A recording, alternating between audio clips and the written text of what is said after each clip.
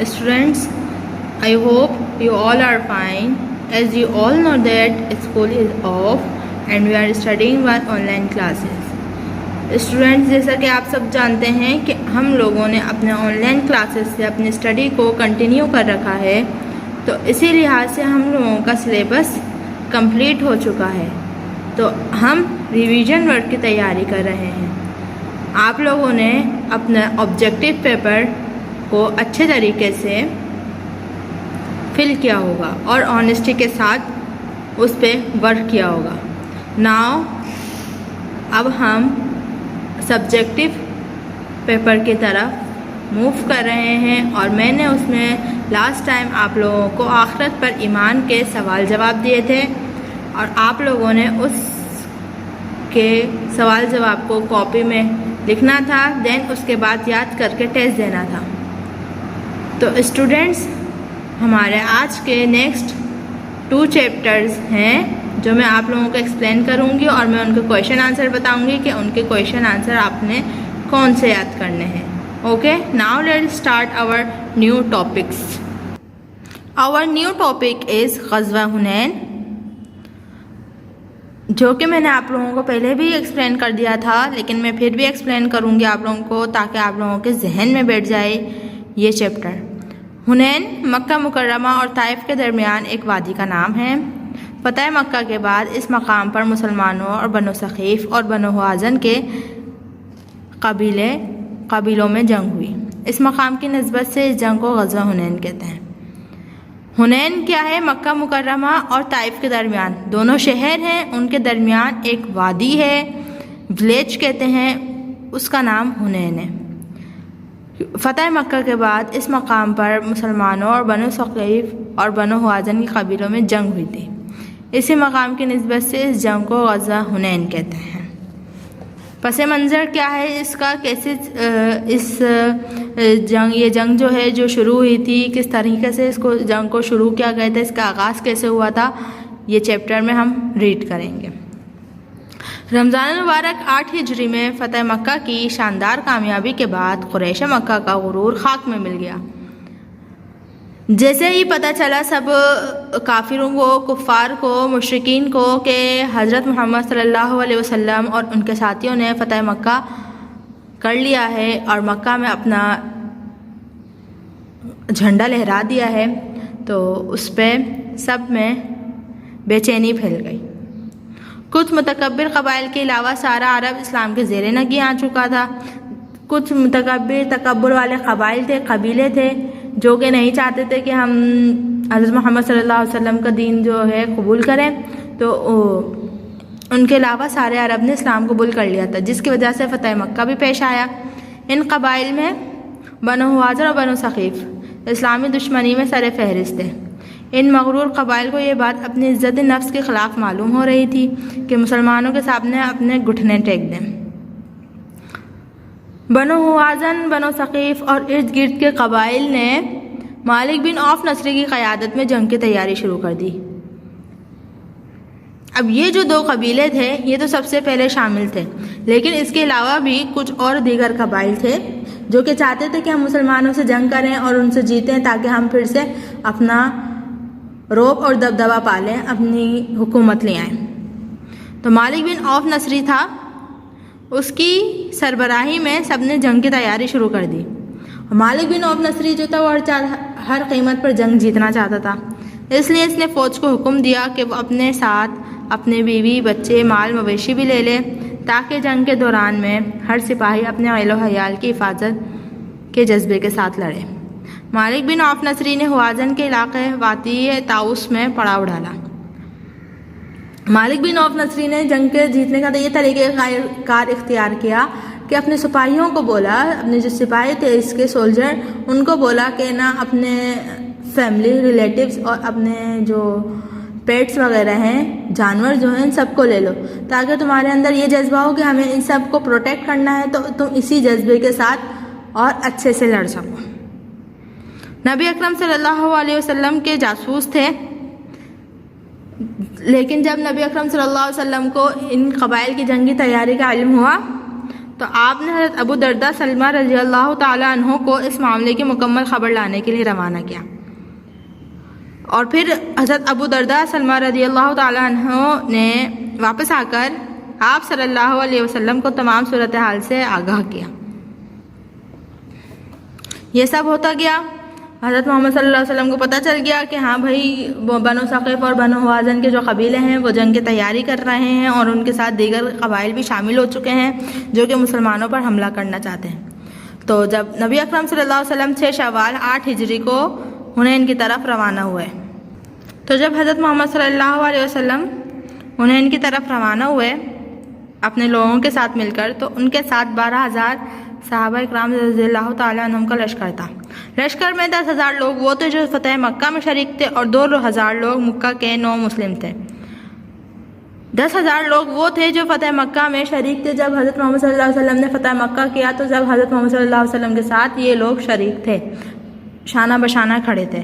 اور 2,000 لوگ وہ تھے کہ جب حضرت محمد صلی اللہ علیہ وسلم نے فتح مکہ کمپلیٹ کر لیا، اور اس کے بعد جب دعوت تبلیغ کا کام شروع ہوا، تو تب جو لوگوں نے اسلام قبول کیا ان میں 2,000 لوگ بھی شامل تھے۔ تو اس طرح سے یہ پورا قافلہ جو ہے 12,000 لشکر پر تھا۔ یہ پہلا موقع تھا کہ مسلمانوں کی تعداد دشمنوں کے مقابلے میں زیادہ تھی، اور مسلمان جنگی سامان کے ساتھ دشمن کے مقابلے کے لیے نکلے تھے۔ اس موقع پر بعض لوگوں کے منہ سے یہ بے اختیار الفاظ ادا ہوئے کہ آج ہماری کثرت ہے اس لیے ہم پر کوئی غالب نہیں آ سکتا۔ یہ بات نبی اکرم صلی اللہ علیہ وسلم کو ناگوار گزری۔ جب دیکھا مسلمانوں نے کہ ہماری تعداد زیادہ ہے، دشمنوں سے ہمارے پاس جنگی سامان بھی موجود ہے، تو مسلمانوں میں ایک دم سے تکبر آ گیا کہ آج ہماری باری ہے، آج ہم جیت جائیں گے، آج ہمیں کوئی ہرا نہیں سکتا۔ تو جس پر نبی اکرم صلی اللہ علیہ وسلم کو یہ بات جو ہے بالکل اچھی نہیں لگی تھی، ان کو بری لگی تھی یہ بات کہ اللہ تعالیٰ نے ہمیں عاجزی کا حکم دیا ہے، ہمیں جھک کر چلنا چاہیے۔ دوپہر کے وقت ایک سوار نے آ کر آپ صلی اللہ علیہ وسلم کو بتایا کہ میں نے فلاں اور فلاں پہاڑ پر چڑھ کر دیکھا، تو کیا دیکھتا ہوں کہ بنو حوازن کے تمام لوگ آ گئے ہیں، ان کی عورتیں، چوپائے اور بکریاں ساتھ ہیں۔ نبی اکرم صلی اللہ علیہ وسلم نے مسکراتے ہوئے فرمایا کہ یہ سب انشاءاللہ کل مسلمانوں کا مال غنیمت ہوگا۔ مال غنیمت اسے کہتے ہیں جب جنگ ہار جاتا ہے کوئی، تو اس کا جو سامان بچتا ہے دوسرے جنگ جیتنے والے کے قبضے میں آتا ہے، اس کو مال غنیمت کہتے ہیں۔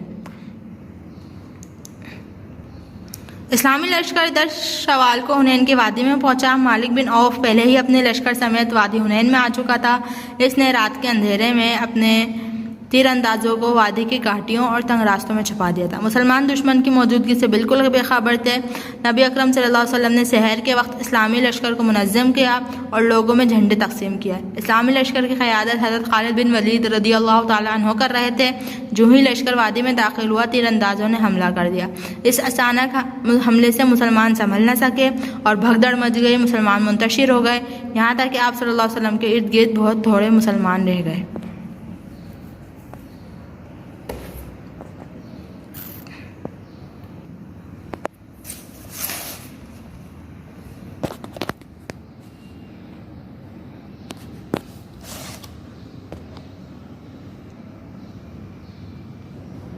اس نازک ترین مرحلے پر نبی اکرم صلی اللہ علیہ وسلم نے عظیم بہادری اور شجاعت کا ثبوت دیا، اور شدید بھگدڑ کے باوجود آپ کا رخ کفار کی طرف تھا۔ آپ صلی اللہ علیہ وسلم فرما رہے تھے، انا النبی لا کذب انا ابن عبد المطلب، میں نبی ہوں، یہ جھوٹ نہیں، اور میں عبد المطلب کا بیٹا ہوں۔ جب دیکھا حضرت محمد صلی اللہ علیہ وسلم نے کہ تمام کفار جو ہے مسلمانوں پر حملہ آور ہو چکے ہیں، انہوں نے مسلمانوں کو منتشر کر دیا، مسلمان سنبھل نہیں سک رہے اور مسلمانوں میں بھگدڑ مچ گئی ہے، تب اس کے باوجود بھی حضرت محمد صلی اللہ علیہ وسلم اپنے جگہ پر ڈٹے رہے اور یہی فرماتے رہے، میں نبی ہوں، یہ جھوٹ نہیں، میں عبد المطلب کا بیٹا ہوں۔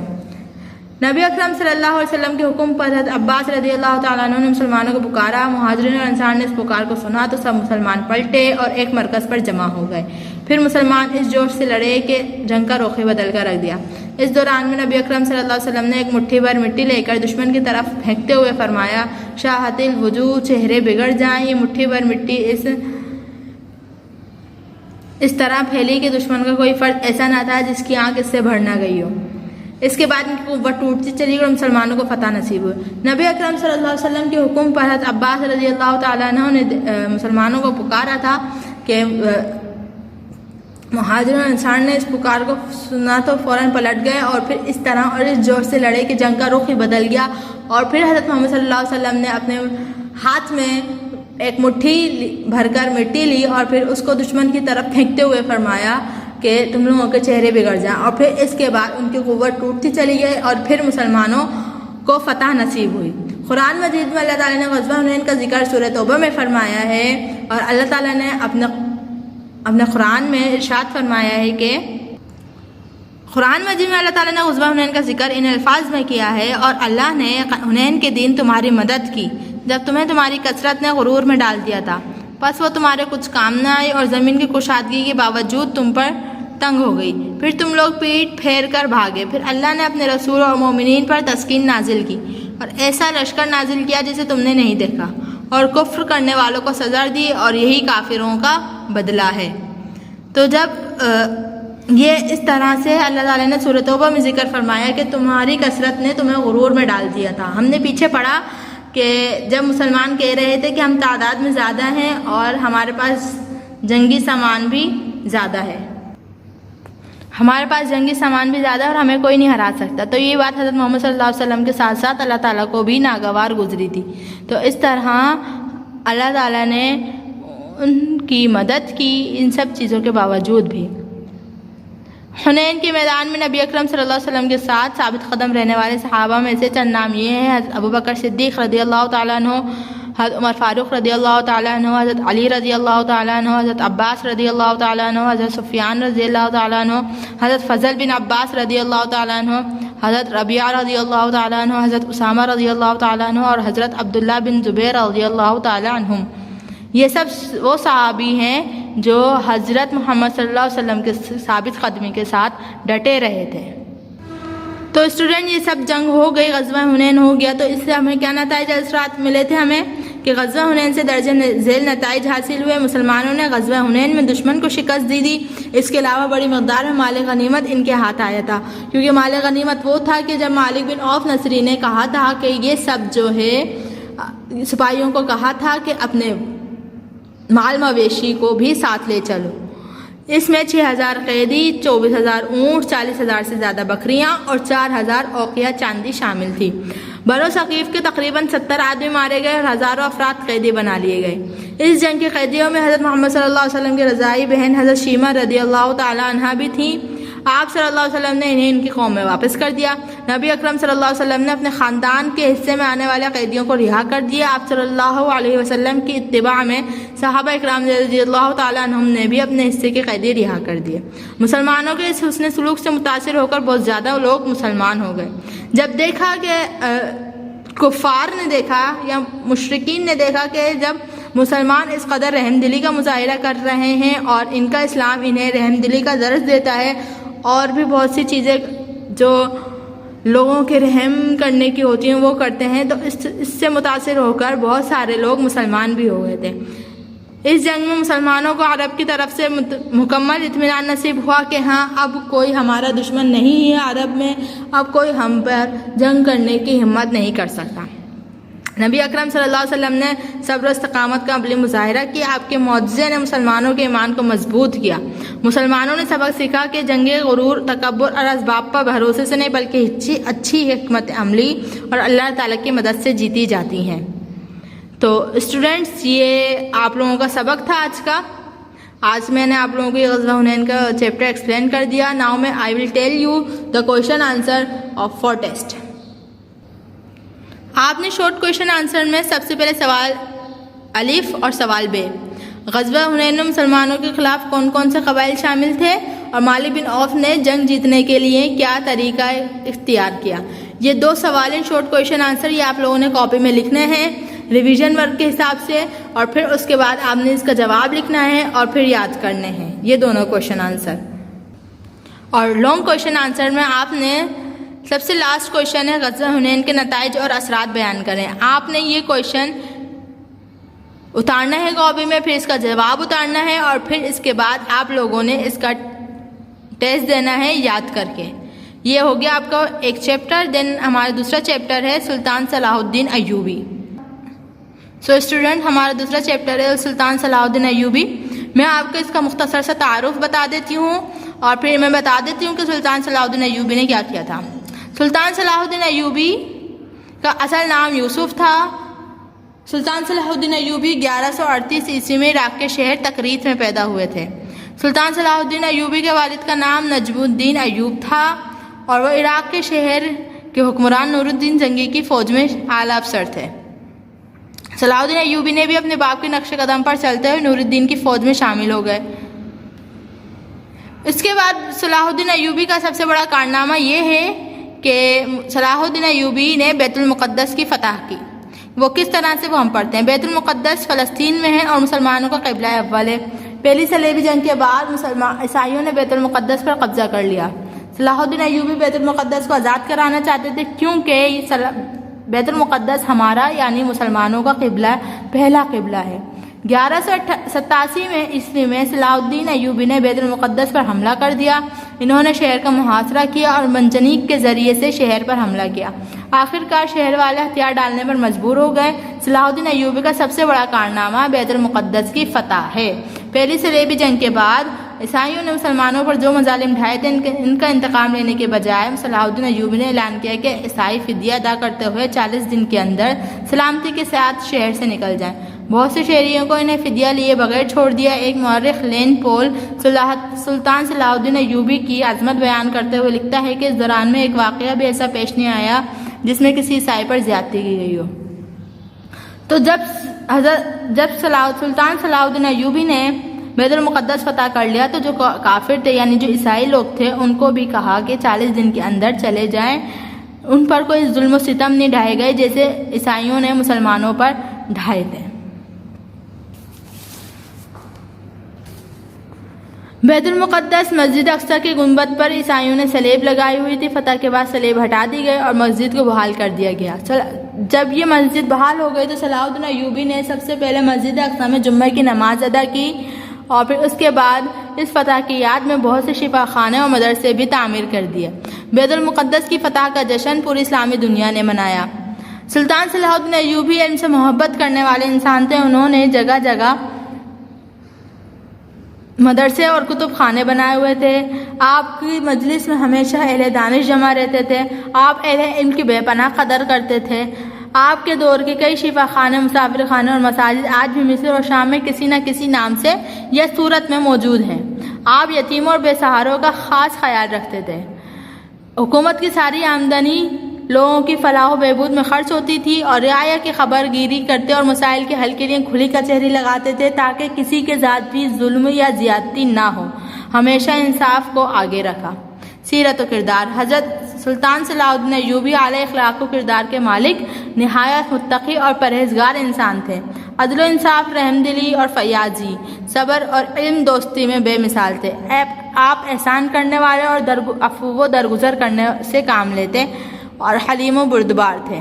آپ لالچ اور طمع سے دور رہتے تھے۔ ہمت، شجاعت اور استقلال کا پیکر تھے۔ آپ ایک لائق سپہ سالار ہونے کے ساتھ ساتھ دور اندیش سیاست دان بھی تھے۔ آپ نے حکمران ہونے کے باوجود نہایت سادہ زندگی بسر کی۔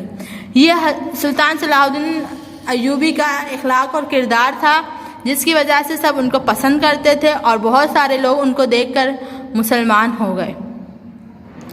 1193 عیسوی میں صلاح الدین ایوبی دمشق آئے اور انہوں نے اپنی زندگی کے آخری ایام اپنے اہل و عیال کے ساتھ امن و امان سے بسر کیے۔ 1193 عیسوی میں 55 برس کی عمر میں وہ اس دار فانی سے کوچ کر گئے۔ انہیں دمشق میں بنو امیہ مسجد کے پہلو میں دفن کیا گیا۔ سلطان صلاح الدین ایوبی نے بکھرے ہوئے مسلمانوں کو ایک جھنڈے تلے جمع کیا اور مسلمانوں کی عظمت رفتہ کو بحال کیا۔ صلاح الدین ایوبی کا نام آج بھی اسلامی دنیا میں احترام کے ساتھ لیا جاتا ہے۔ آپ کی ذات نوجوانوں کے لیے بہادری اور شجاعت کا نمونہ ہے اور نشان بھی ہے۔ تو سلطان صلاح الدین ایوبی کا سیرت و کردار اور اخلاق اسی قدر اعلیٰ تھا کہ وہ اپنے نام کے ساتھ جانے جائیں، پہچانے جائیں۔ جو ان کا کارنامہ ہے اسی وجہ سے ان کو شہرت ملی، اسی کی وجہ سے ان میں عاجزی اور انکساری آئی۔ سو اسٹوڈینٹس، آپ نے اس چیپٹر کے سوال الف اور سوال جیم، صلاح الدین ایوبی فوج میں کیسے شامل ہوئے، صلاح الدین ایوبی رعایا کی خبر گیری کیسے کرتے تھے، یہ 2 سوال ہیں. آپ لوگوں نے شارٹ کویشچن آنسر ہیں، آپ نے کاپی میں لکھنا ہے، اس کا جواب لکھنا ہے، پھر اس کے بعد یاد کر کے اس کا ٹیسٹ دینا ہے. اوکے نا. اسی چیپٹر کا ہمارا لاسٹ کویشچن ہے، صلاح الدین ایوبی کا سب سے اہم کارنامہ بیان کریں. لانگ کویشچن ہے، آپ نے بھی اس کا جواب لکھنا ہے اور پھر اس کے بعد آپ نے اس کو کاپی میں اتارنا ہے، اس کے بعد یاد کر کے آپ نے اس کا ٹیسٹ دینا ہے. پھر اس کے بعد آپ نے مجھے گروپ میں شو کروانا ہے کہ دیکھیں مس ہم نے ٹیسٹ دیا ہے اور ہم نے اچھے سے ٹیسٹ دیا ہے، اور آپ لوگوں نے اپنے پیرنٹس کے سگنیچر بھی کروانے ہیں اس ٹیسٹ پر، تاکہ آپ لوگوں کو یاد رہے کہ آپ لوگوں نے کیسے یاد کیا تھا، اور پوری آنیسٹی کے ساتھ آپ نے وہ کام کمپلیٹ کرنا ہے. اوکے اسٹوڈینٹس، ٹل دین اللہ حافظ، اسٹے ہوم اسٹے سیف.